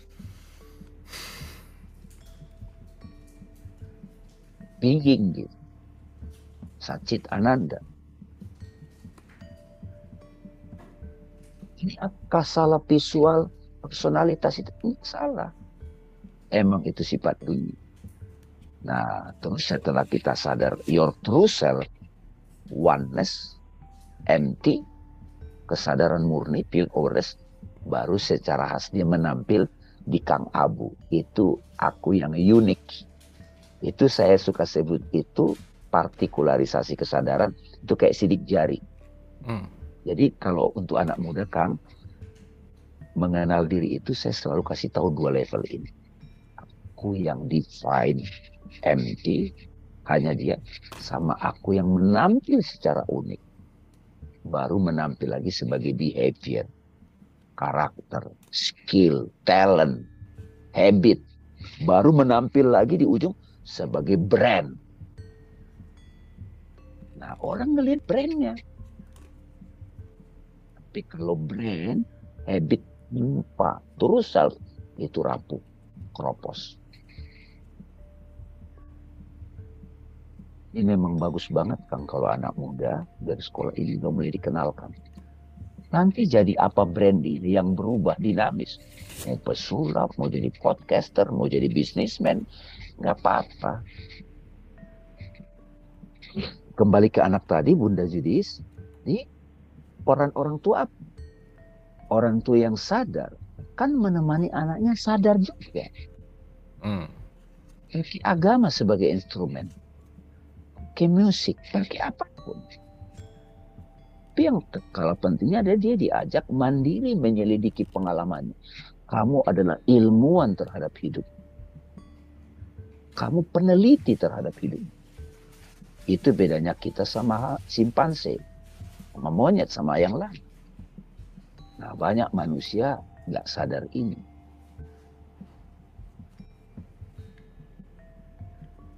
Dan banyak orang tua sudah sepuh nggak sadar juga yang ini. Sehingga masa tuanya post-war syndrome. Kenapa ya anak-anak nggak jenguk saya? Gimana sih anak-anak nggak peduli gitu?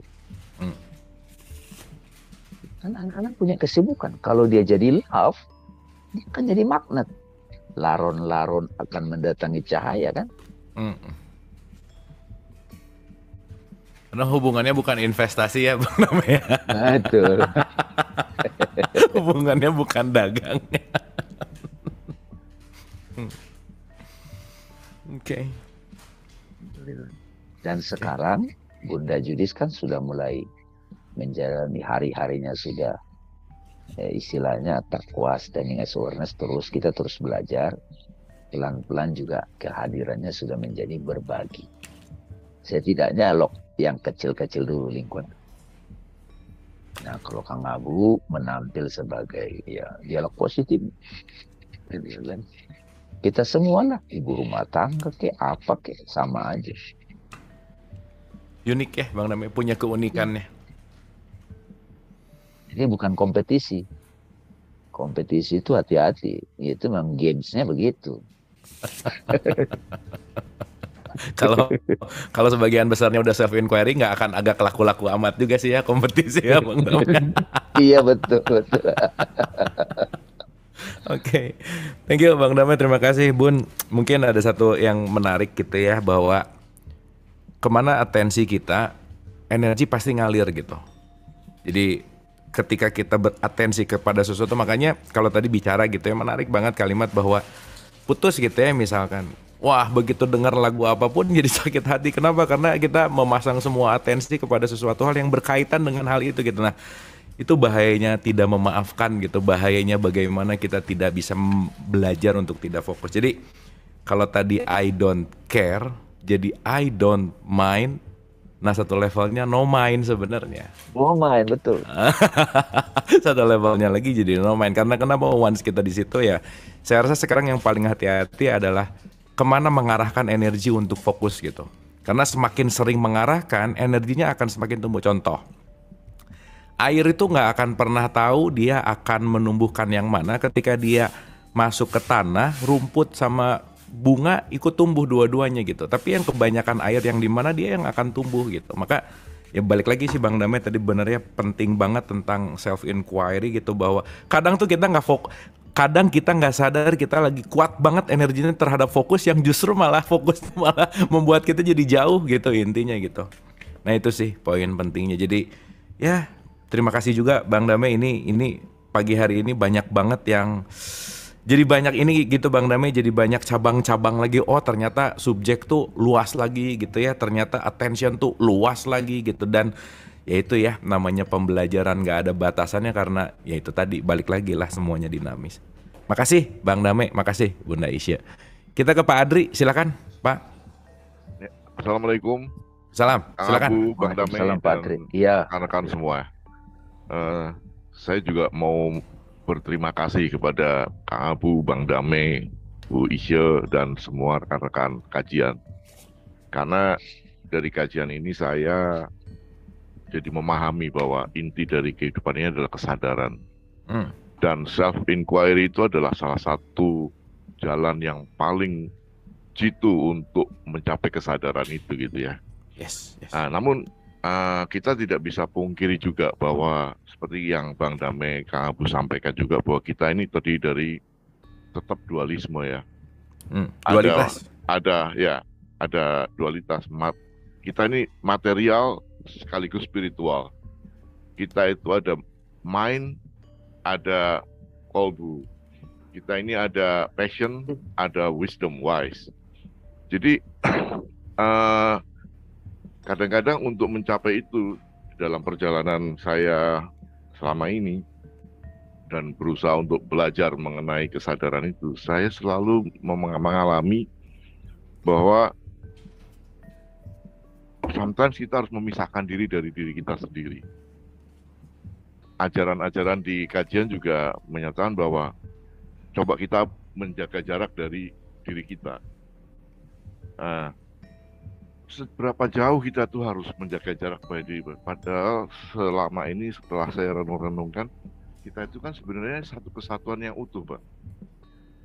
Otak, pikiran kita, hati kita, spiritual kita, segala macam itu sangat dipengaruhi juga oleh personality kita gitu. Personality Bang Damai, personality Kang Abu, personality Bu Yudis itu sangat mempengaruhi perjalanan kita ke self-inquiry kita. Masa lalu kita itu membentuk kita sekarang gitu. Beda-beda. Masa lalu Kang Abu sebagai pesulap itu membawa Kang Abu sampai ke titik dialog positif dan sebagainya. Bang Damai mengalami segala macam, ada mati suri dan sebagainya, sehingga mencapai titik sampai seperti ini. Artinya masa lalu itu pun bukan sesuatu yang harus dilupakan dan ditinggalkan gitu, karena itulah yang membentuk kita sampai titik ini gitu, Pak. Nah, jadi sampai seberapa jauh kita seharusnya memisahkan diri dari masa lalu kita nggak berharap banyak pada masa depan kita jadi orang saat ini aja gitu. Memang saat ini adalah present, kita harus hidup dan kita hidup di saat ini, bahkan detik yang lalu pun sudah terlewati gitu. Tapi detik-detik masa-masa yang kita lewati itu adalah yang membentuk kita sekarang. Saya jadi seperti ini, Kang Abu jadi seperti itu, semua rekan-rekan di sini jadi seperti sekarang ini adalah pembentukan dari masa lalu. Nah, jadi apakah iya dan kapan kita itu bisa memisahkan diri kita dari saya bukan yang itu, saya adalah yang ini. Padahal itu adalah saya gitu. Saya adalah ya fisik saya, ya rohani saya, ya pikiran saya, ya hati nurani saya, ya ego saya, ya emosional saya, yang semuanya itu bisa dikontrolnya dengan kesadaran tuh Bang Damai. Jadi inti dari perjalanan ini sebenarnya yang saya tangkap dan saya terima dari pelajaran kajian selama ini, ada inti dari kehidupan ini adalah kesadaran. Begitu kita sadar bahwa kita ini manusia yang bukan pemilik dari anak-anak saya gitu. Saya nggak perlu ngajari dia sampai posesif sekali gitu. Saya hanya sebagai pendamping agar mereka bisa punya bekal untuk jalan mandiri mereka nanti gitu. Seperti itu, Bang. Jadi saya pengen tahu nih, berapa jauh sih sebenarnya kita itu harus memisahkan diri. Saya bukan fisik saya yang itu loh. Saya ini yang ini nih, yang di dalam nih. Padahal di dalam nih ya saya sendiri gitu. Saya juga gitu. Nah ini Bang Damai, Kang Abu, mohon pencerahannya sekali. Terima kasih. Assalamualaikum. Assalamualaikum. Wah, asik nih. Silakan Bang Damai. Pak Adri, sebetulnya dualitas itu sebetulnya tidak real. Duality itu sebenarnya. Tapi dia real karena kita menggunakan akal. Ya, instrumen akal. Jadi realnya itu tidak sebenarnya real. Dia hanya experience gitu. Saya coba kasih analogi yang sebetulnya mudah nih, yang suka digunakan juga para guru-guru pengajar self-inquiry. Ketika Pak Adri sekarang mendengarkan saya, nggak tahu mungkin depan laptop apa tuh HP gitu ya. Nah misalnya laptop ya. Nah laptop itu begitu dinyalakan Pak Adri, itu kan yang muncul layar aja kan, layar. Yang ada layar, screen gitu. Begitu dinyalakan laptopnya, di-on-kan zoom-nya, maka muncullah banyak gambar-gambar Pak Adri ya. Ada di sini 69 orang, berarti ada 69 gambar. Kalau kita punya screen besar, itu nampak semua 69 gambar. Kadang kita perhatikan gambarnya Kang Abu, gambarnya Bunda Judis, dan seterusnya. Apakah Pak Adri, gambar pernah terpisah dari screen? Pak Adri?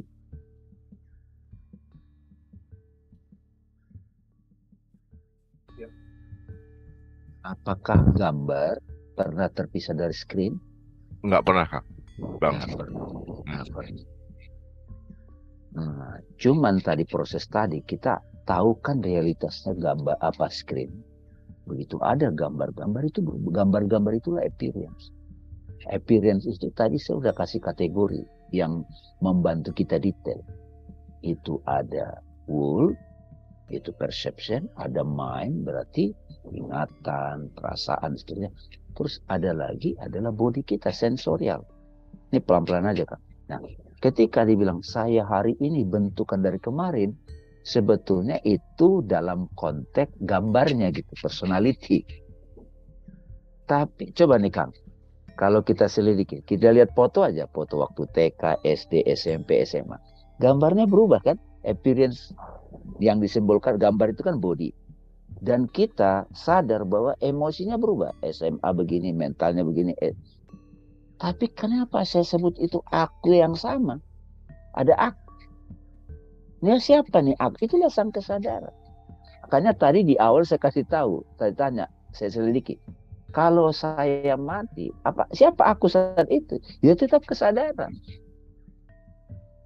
Jadi dualitas gambar dan screen itu hanya dalam pemahaman akal.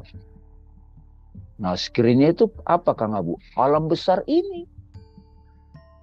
Kapan kita menyadari kita screen? Wujud yang tunggal. Saat kita tidur pulas. Itu natural. Itu kita jadi screen. Saat kita no mind, silent. Di situ tidak ada damai, tidak ada identitas. Hening suwung. Nah, begitu. Nah, sekarang gimana caranya? Saat kita sudah sadar, sang sadar itu, being aware, perhatian kita udah kepada sang sadar, kita tetap menyadari, kasih layer-layer boleh. Oh, the body, the mind, badan. Udah gitu, Pak Adri. Nah, agama fungsinya di mana? Agama itu gunanya orang yang masih terjebak pada kesadaran dualitas. Si Pardamena butuh agama, Kak? Butuh, Pak. Karena itulah rule of the games-nya. Ketika kita main di sini, kita pada peraturannya Zoom, nggak bisa. Ada internet, ada algoritma gitu. Itu detailnya, Pak. Jadi layar dan screen dan gambar. Ya, apapun di dalam screen itu, di layar itu ada film banyak, itu tidak merusak gambar, layar. Gitu. Jadi saya tidak lagi mengatakan Pak Adri buat saya pribadi ya. Saya yang sekarang ya bentukan dari masalah. Enggak, saya nggak ngomong gitu lagi. Ya saya dari si saya ya. Tapi personalitinya itu memang terbentuk. Makin menemukan, saya juga nyebut alignment-nya gitu lah. Yang nampak dengan yang di dalam sinkron. Tujuan hidup kita kalau boleh bilang, itu adalah sinkron aja. Kalau saya lagi jadi politikus, karakternya selaras, sesuai dengan kesadarannya. Itulah rule of the game dari alam besar ini. Sampai Dante bilang, divine comedy. Kalau Al-Quran nyebut, kehidupan dunia ini permainan dan senda gurau. Saat kita bermain, kalau kejedot kena nggak? Kalau kena api, panas. Panas. Jadi itu Pak Adri. Jadi dualitas antara gambar dan screen itu nggak real sebetulnya.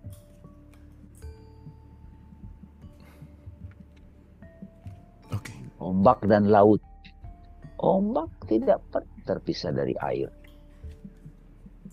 Ombak kecil sedih. Kenapa ya saya dihempas kiri kanan? Ngomong sama ombak besar. Ombak besar sadar. Kasih tahu, kalau kamu lihat kamu sebagai ombak kecil, kamu sedih.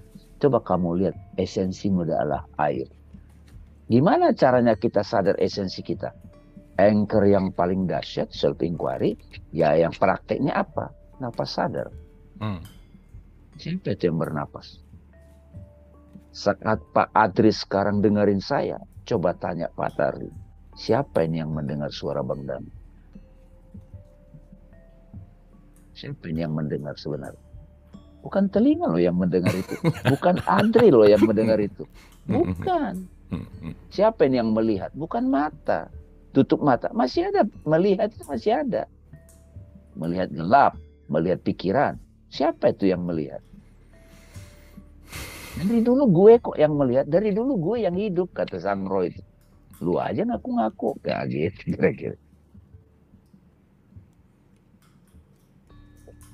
Tapi habis kita kajian ini, tiba-tiba datang chatting, tagihan utang. Balik lagi kita aja perhatiannya ke situ gitu. Makanya habis itu standing as a wih, ini kok saya ketakutan nih. Si person lagi ketakutan nih. Saya pikir, nah sejauh mana ya? Sekarang bisa langsung berjarak. Menjadi pengamat, sang saksi sekaligus menjadi pemeran. Itulah keunikan entitas manusia. Keberadaan manusia. Dia bisa semua itu. Dia bisa menyadari semua itu. Jadi kata Pak itu intinya kesadaran. Kesadaran itu apa? Kesadarannya itu adalah realitas itu sendiri. Wujud yang itu. Bisa nggak ada Pak Adri pengalaman tanpa hadir sang kesadaran? Nggak mungkin. Nggak mungkin. Makanya, iya. Nggak mungkin. Jadi satu kesatuan kan, Bang? Iya.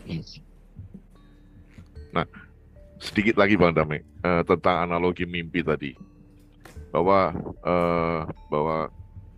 Adri yang asli kan tidur nih, muncullah mimpi. Ada Adri yang menampil, yang lain yang muncul menampil di mimpi. Tapi kalau bukan Adri, mimpi yang itu kan nggak akan muncul, Kang. Misalnya. Betul. Kamu nggak akan mungkin mimpi seperti yang ada di mimpi saya gitu. Betul. Nah, betul. Artinya kan berarti itu unik juga penampilannya itu, sehingga itu kan menyatu juga dengan Adri yang tidur kan. Tetap menyatu dengan personalitinya si Adri yang tidur ini gitu, Bang. Ya ini gimana, Bang? Nah, itu kan analogi mimpi yang kita alami semua itu jembatan kita, perantara kita untuk menyadari justru sekarang kita nih lagi diskusi nih. Ini juga si badan ini lagi jadi avatar ini. Avatar dari sang kesadaran, Pak. Iya, setuju. Itu loh.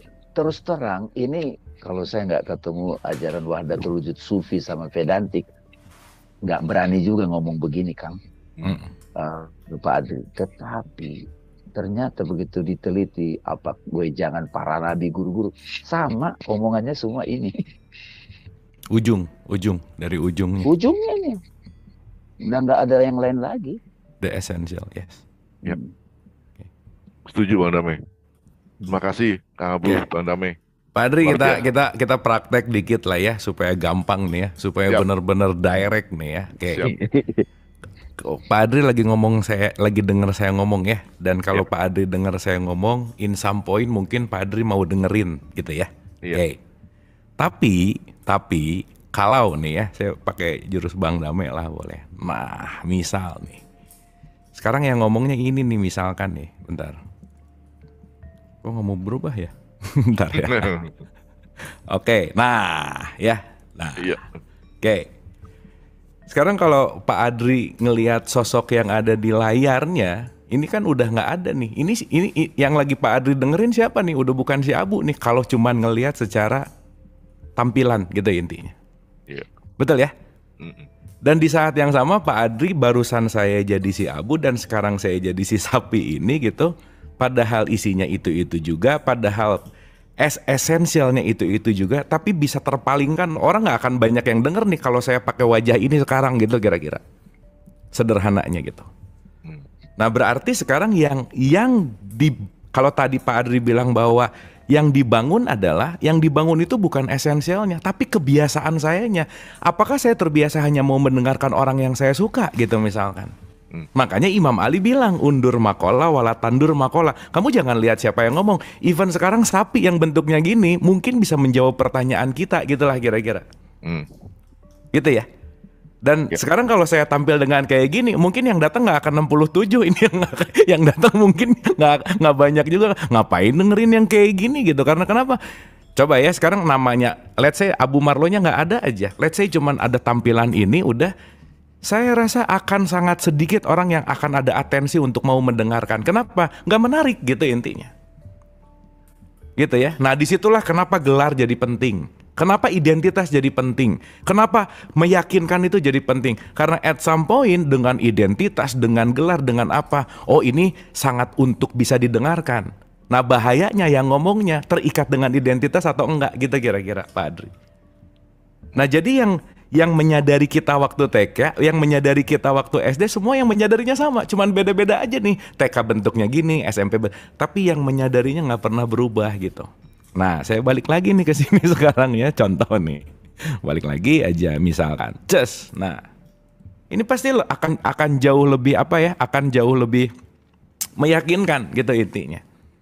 Padahal yang barusan sama yang sekarang nggak ada bedanya. At some point kita terbiasanya dengan yang mana gitulah kira-kira. Nah, saya rasa gampangannya gitu, Kang Adri. Jadi si yang menyadarinya sih nggak, tadi seperti apa yang Bang Dame bilang, nggak akan pernah berubah gitu.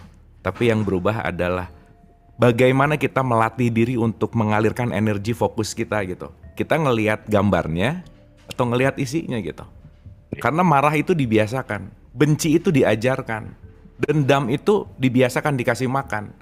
Tapi kalau kita udah mulai nggak ngasih makan kebencian kita, keirian kita, kedengkian kita, mereka semua akan mati gaya juga gitu akhirnya. Apakah mereka hilang? Enggak, karena nggak bisa terpisah. Karena kita built in sama itu semua gitu. Cuman mau dikasih atensi yang lebih dari yang mana gitulah kira-kira. Ya. Gitu Kang Andri kira-kira. Paham, Kang Abu.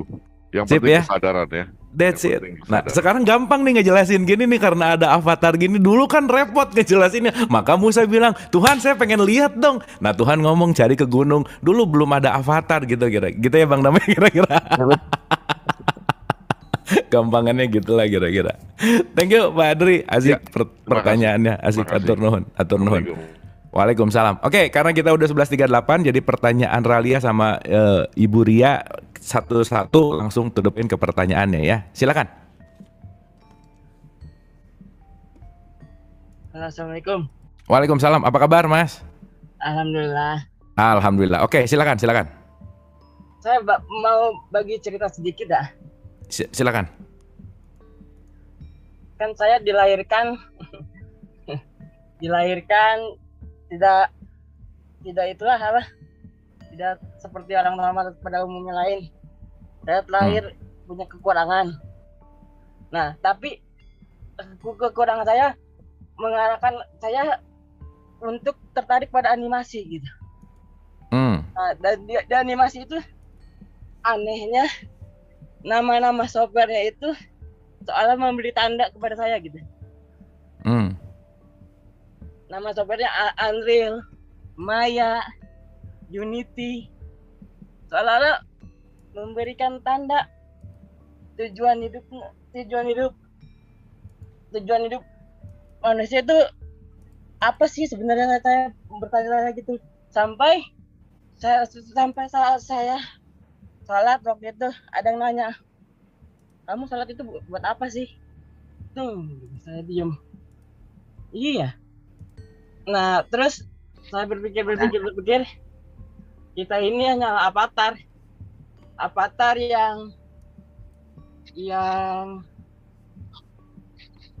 yang memberi apa ya?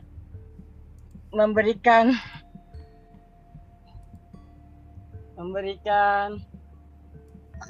Ratia Rala ya.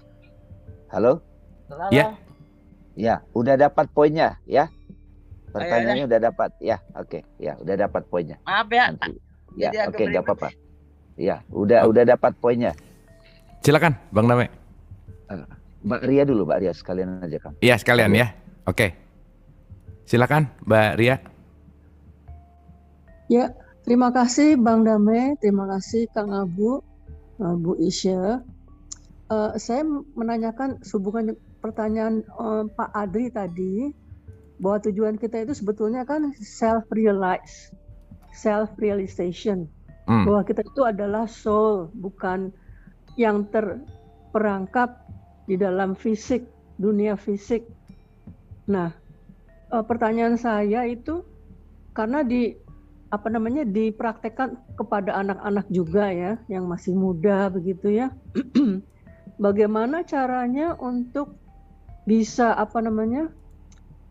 freedom of attachment.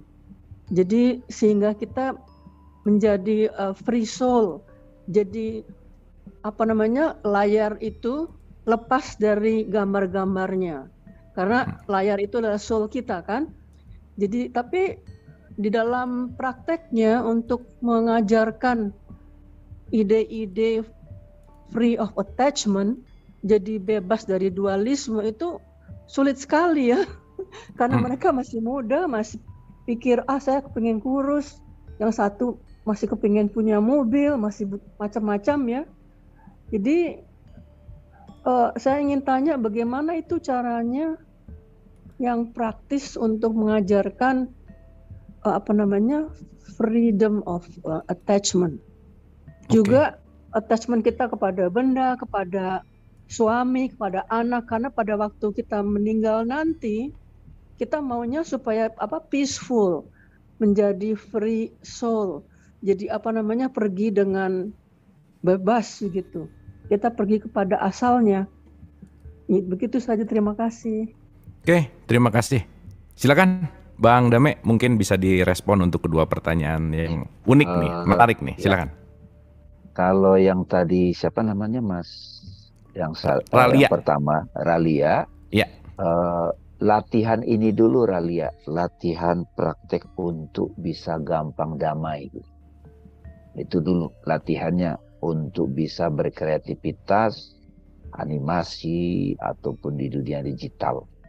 Nah, praktek yang paling mudah itu bisa juga dipakai kalau dia muslim melakukan sholat.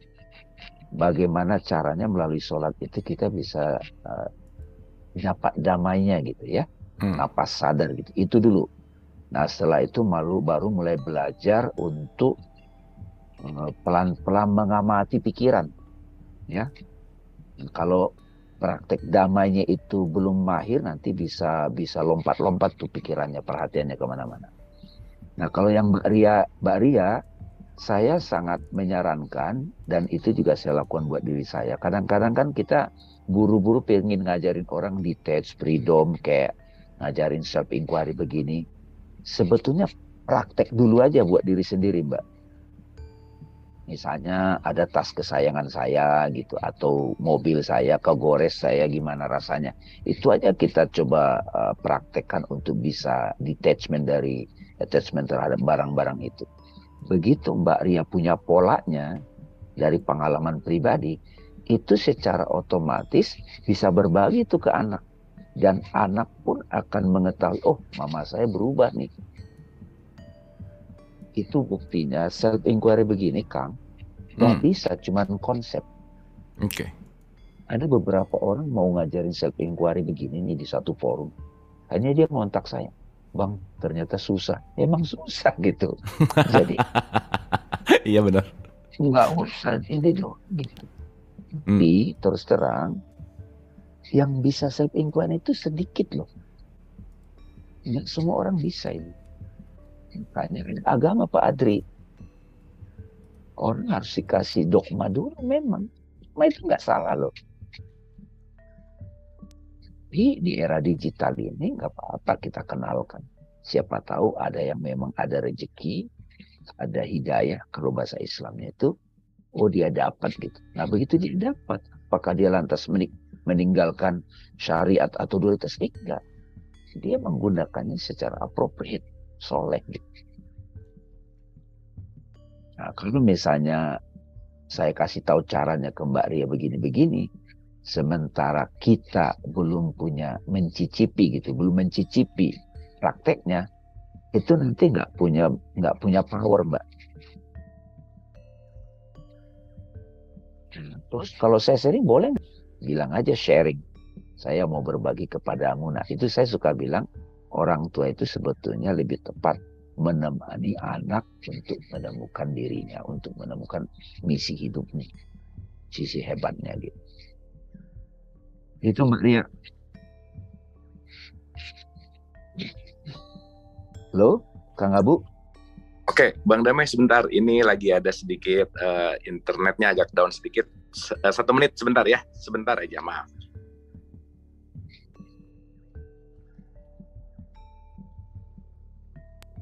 Ada Judis masih di situ? Masih Bang Dame, dilanjut saja Bang Dame.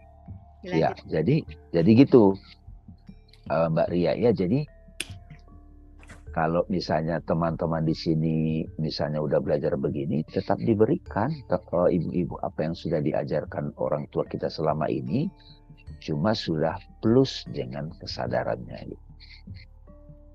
Jadi anak-anak memang tahapannya itu dikasih dogma tidak apa-apa, tapi bersama kesadaran, bersama proses investigasi.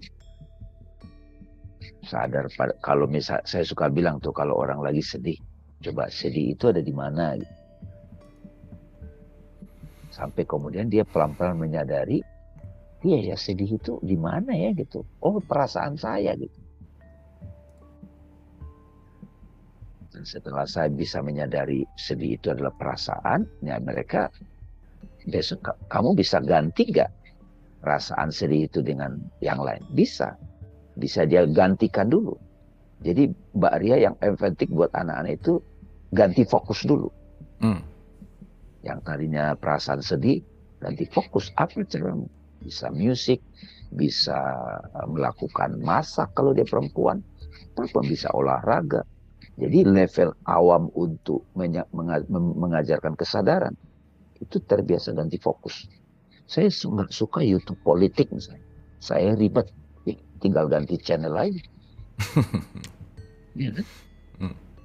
Makanya kan banyak orang itu kalau lagi stres kadang-kadang dia olahraga, dia lari pagi.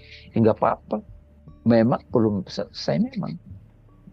Tapi setidaknya ganti fokus perhatian. Oke. Kalau datang lagi, ganti fokus lagi. Kalau datang lagi, kok diulang lagi? Itu udah butuh self inquiry itu kalau udah begitu. Tapi tadi kalimat yang asik sih Bang Dame, ini maksudnya bukan hal yang mudah tuh, bukan konsep gitu ya. Kita lagi nggak ngomongin teori masalahnya ya Bang Dame ya, itu poinnya ya. Oke, terima kasih Bang Dame, terima kasih semua yang hadir di pagi hari ini. Pertanyaannya sadis-sadis ya hari ini, asik gitu ya. Dan pembelajarannya juga saya rasa semakin semakin merelatekan dari apa-apa yang kita bahas gitu. Dan hari ini kita banyak banget, yang penting analogi sih dan kesadaran yang lebih dalam yang tadi disampaikan oleh Bang Dame.